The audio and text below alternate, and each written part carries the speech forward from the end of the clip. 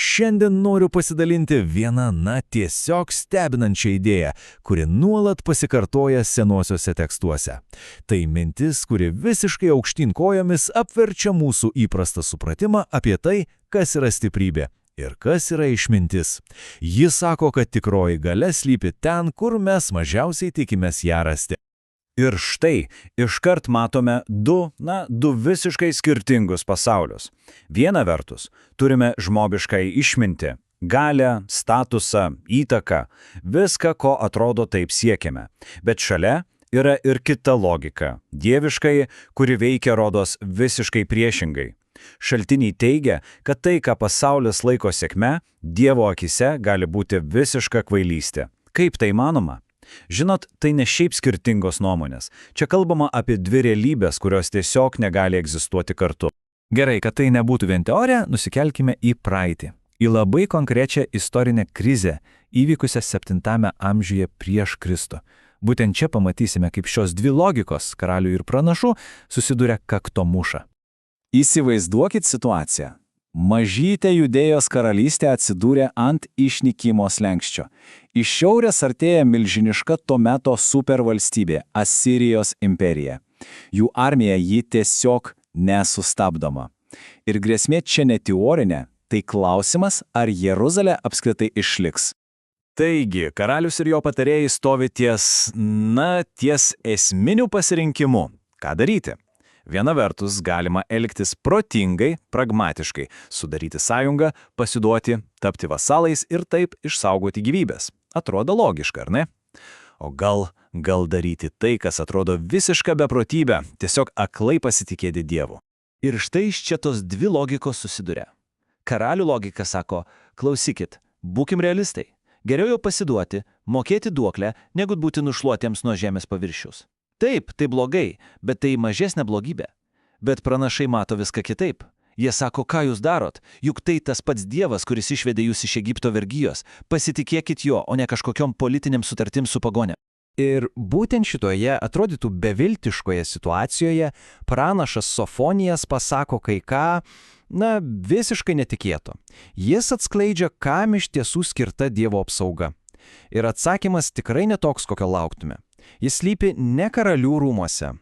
Ir tas netikėtas atsakymas sukasi apie vieną žodį, hebrajišką terminą anavim. Pažodžiai tai aiškia nusilenkusieji arba prislėgtieji. Bet, žinot, čia kalbama ne vien apie socialinę padėtį. Tai dvasinė laikysena. Anavim tai tie, kurie suvokia savo trapumą, savo mažumą ir visko tikisi ne iš savo galios, o iš Dievo. Jų šaknis beje tame pačiame žodėje kaip ir humus, žemė. Jie žino, kad yra dulkės. Ir dabar pats svarbiausias dalykas. Pasak pranašo, Dievas žada išgelbėti ne karalius, ne didikus, ne strategus. Jis žada išgelbėti būtent šitą likutį, šitą vargšų ir mažųjų tautą, kuris supranta, kad vienintelis tikrasis prieglobstis yra Dievo vardas, o ne galingų imperijų malonė. Būtent jie, sako pranašas, ir yra tikrasis Izraelis.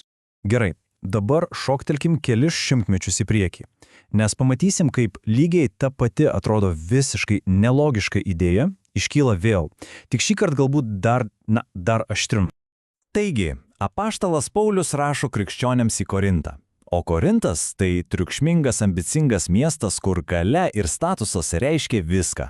Ir kągi Paulius mato toje jaunutėje bendruomenėje, ogi lygiai tą patį principą, apie kurį kalbėjo Sofonijos prieš 100 metų. Ir čia jis ištaria žodžius, kurie, manau, turėjo tiesiog šokiruoti. Kokia pasaulyje kvailystė ta Dievas pasirenko, kad sugėdintų išminčius? Pagalvokime sekundėlę, ką tai reiškia. Ne tai, kad Dievas atsitiktinai pasirenka silpnus. Ne. Paulius sako, kad Dievas sąmoningai renkasi tai, ką pasaulis laiko kvailystė, kad per tai veiktų. Tai strateginis pasirinkimas. Pauliaus argumentą galima išdėstyti 3 punktais. Dievas tyčia renkasi pirma tai, kas pasaulio akise yra kvaila. Kodėl? Kad sugėdintų visus išminčius. Antra, jis renkasi tai, kas silpna, kad sugėdintų stipriausius. Ir trečia, ir tai galbūt stipriausia, jis renkasi tai, kas paneiginėta, kas žemos kilmės, netgi tai, ko atrodo nėra. Ir per tai jis paverčia neikais visą tai, kas pasaulyje taip vertinama. Žinot, tai tiesiog sisteminis, nuoseklus visų žmogiškų standartų apvertimas. Bet kam viso to reikia? Koks tikslas? Pasakė Pauliaus tikslas labai aiškus ir labai radikalus. Sugriauti bet kokį pagrindą žmogiškai puikybei. Jeigu Dievas veikia per silpnumą, tai niekas, absoliučiai niekas negali atsistoti ir pasakyti, čia aš pasiekiau savo jėgą, čia mano išmintis. Visa garbė atitenka ne mums, ji grįžta atgal į šaltinį. Na ir dabar mes prieiname prie, ko gero, pačios viršūnės. Prie to, kaip ši dieviškoji logika yra išreiškiama pačiu aiškiausiu būdu. Ji tampa, tiesiog naujos karalystės manifesto. Kalno pamokslas ir jį pradedantis palaiminimai. Tai juk ir yra ta apverstos karalystės konstitucija. Bet svarbu suprasti, tai ne kažkoks naujas įstatymų kodeksas, tai tiesiog naujos realybės aprašymas. Ir pats pirmas palaiminimas iškart susijungia visas gijas. Palaiminti turintis vargdienio dvasią. Juk tai tie patys Sofonijo Anavim ir tie patys Pauliaus silpnieji. Tai tie, kurie žino, kad patys iš savęs nieko neturi, kad jų rankos tuščios ir visko laukia iš Dievo. Ir jiems, būtent jiems, sakoma, ir priklauso karalystė. Einam toliau. Palaiminti romieji, nes jie paveldė žemę. Pagalvokit, kas paprastai paveldi žemę? Stipriausia. Tie, kas ją užkariauja, kas turi galią. O čia sakoma ne, ją paveldės romieji. Švelnus. Vėlgi, stiprybė apibrėžiama visiškai kitaip. Tai visiškai apverčia galvosūkį, kas šiame pasaulyje yra nugalėtoja. Ir dar vienas pavyzdys, kad pamatytume dėsningumą – palaiminti gailestingieji. Ir vėl, gailestingumas, atjauta, šioje naujoje vertybių sistemoje tai nesilpnumo, o tikrosios jėgos ženklas. Ritmas jau tampa labai aiškus, ar ne?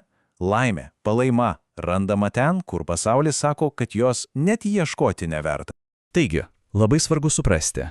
Palaiminimai tai nėra kažkoks moralinių taisyklių sąrašais, kurį reikia įvykdyti, kad gautum atlygį. Šaltiniai juos vadina keliais į karalystę. Tai lyg žemėlapis, kuris parodo, kokios savybės, kokia laikysena jau dabar yra šios apverstos Dievo karalystės pilietybė. Tai kokią išvadą galime padaryti? Šis mokymas, žinoma, nekviečia tiesiog garbinti kančios ar silpnumo, anaiptol. Jis siūlo, tiesiog radikaliai pakeisti žiūros tašką. Jis sako, kad tikroji stiprybė slypi ne galioje, o nuolankume. Tikroji išmintis nesukauptose žiniose, o adžėjatoje. Ir pati didžiausia viltis gimsta ne iš mūsų gebėjimų, o būtent iš savo silpnumo pripažinimo. Ir visą šią mintį, ko gero, geriausiai apibendrina Pauliaus citata, kurią beje jis pats pasiskolino iš seno pranašo Jeremijo. Kas nori didžiuotis, tas didžiuoja viešpačiu. Matot, pasididžiavimo objektas perkeliamas. Ne mano išmintis, ne mano jėga, ne mano turtai. Pasididžiavimo šaltimis perkeliamas iš aš į kažką nepalyginamai didesnę.